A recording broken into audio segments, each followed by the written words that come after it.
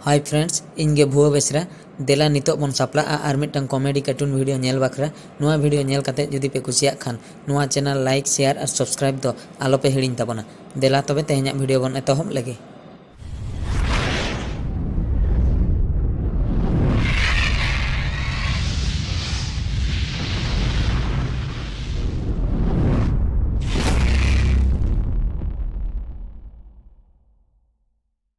बुझो कि आम ठुम्पू या जात्रापाटी कुड़ी दुलड़ काते अड़ी जुरीन फसायना ओका लेकायाम फसायना भुआ दा या फसाव माने दो चेद बाडाय गियाम बाहा मई मा हनी नई सला जात्रापाटी चला आय ओना कोगे नेल लेखान इन बइन चाहाव दड़ा कुली लेखाने लई आय उनी दो आले जात्रा स्टाफ कनाय जात्रा प्रोग्राम इन सेन लेना या भुआ दा प्रोग्राम सेनो खान प्रोग्राम लई आमाय बा चेता आदो चेद ए लई केमाय या ठुम्पू ओना कथा दो बांगा होड़ अड़ी रकम कथा को लईआ बाहा मई ᱧᱩᱛᱩᱢ ते हानते नाते को लईआ मेने आको बाहा मईया दो अड़ीगान कोड़ा सला सगई हेनाआ ओना कथा को आंजम लेखान इन बेस बइन बुझेइआ उनी दो बेस कुड़ी दो बांग कनाय उनका को लईआ होड़ बुझेउ कि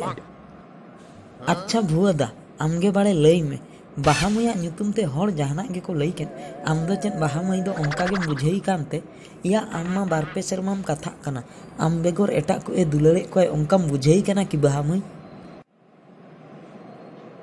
ठुम्पू अंका दो बन बुझेई कना एनते रहो होड़ को लई आसे ओनाते कटी इन मेताम कना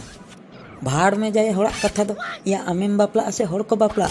आम जहां कुड़ीम दुलड़ का दिया उनी दो ओका लेकानाय बैसाय से खराब आय ओना दो आमगेम बड़ाया आमगे बारपे सेरमा खनेम कथा कना होड़ जहाना को लिया ओनागेम पतियो गदोआ या उनका जदी होड़ा कथा तेम चला तबे दो अबिना दुलड़ दो अतरा दिन रेगे रपुदोआ बुझाव कि आम तीस रहो बांग सक्सेस तबिना अबिना दुलड़ दो ओनाते होड़ा कथा दो गुली मार आम दुलड़ चेतान रे पतियो दो होयते आम बापला में आम संसार में आमा संसार दो आमगेम नेला बुझाव कि आम दो ठीक कथा आम लई ठुम्पू अपनारम दुलड़ का अपनार जहाँ तीना दुलड़िया चेतान रे भरसा हेना ओना भरसा नुको मिड मिनिट रे को रपुन गद का जहाना को नेला टटका गे को लियामा आमा माइंड को डाइवर्ट गद का ओनाते साला नुको होड़ साला दो बाम दाड़े गया तीस रहो एया भुआ दा मिटन कथाñ लियामा एक्चुअली अब दिसम रेन होड़ दो दुलड़ रेन बैरी कना को नुकु दो तीस रहो दुलड़ दो बाको सपोटा आम दू बरम जहां कुड़ी चला में जहां सेन जहां जुदी नेल मियाय उनी तीसे मेतामाय जे या उनी दो अमी दुलड़िया कनाय ओकाते बिन चलावा ओका सेन बिन दुलड़ के चेत बिन चिके के उनका दो बाय कुली मिया हेज कतेन ओड़ा से रे लैया या उनी पारा ओनते रे नेल लेदिया मिटन कुड़ी इदी कते ए चलायनाय हानते सारा आलम लिया या कुड़ी इदी कते ए चलायन दो या ओंकाय लिया चेदा से उनी दो दुलड़ सपोर्ट रे दो बनु या अडिगान होड़ दुलड़ सपोर्ट रे दो बनु कुआ ओकारे मिसाय होड़ खन बारपे होड़ को उडुकोआ दुलड़ को सपोर्टा और अडिगान होड़ दो दुलड़ दो को बैरिया गया दुलड़ दो आको बखरा दो बैरी लेकान जिनिस कना आको तो को रगिया गया बुझो कि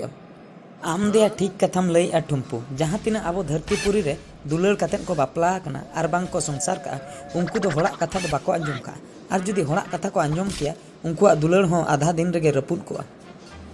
नितो दो ठीकेम बुझाव नाम का ओनातिन मेतामा होड़ दो जहाना गे को लई होचन होड़ा लई भाड़ में जाए आमा दुलड़ अपनार में बुझाव के इना खान मिद दिन हिलो बेसरम ताहेना सारी गया ठुम्पू इनसे बाहामई बेगर नासना बेस के बइन बुझावा और बाहामई हो इन बेगर बेस के बाई बुझावा सारा घड़ी अलिन मा 24 घंटा लिन रोपड़ कना ओनाते अलिन चेतान रे जुदी विश्वास बांग ताहेना पतियो बांग ताहेना तबे अलिना दुलड़ चिकते माना ओनाते इना नोआ दो भूल धारणा जे होड़ा कथाते हानते नातिन लईआ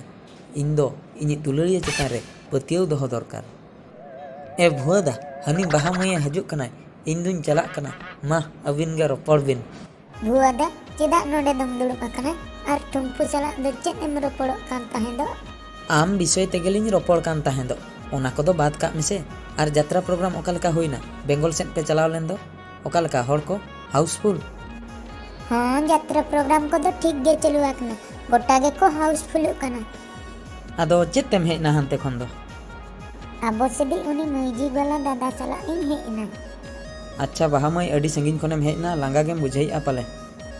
होय लांगा मा अडी जोरगिन बुझाई चलो तबे नंदे खय ओड़ा धबी इदी हटो कइन में गापा लांग ने पेला हो चलाव खनेम चला इदी हटो कमኝ आपे ओड़ा ते देला मिद धाव चला मानंग रे इᱧak को लेते हेज ᱧᱚᱜᱚᱜ में हौ तबे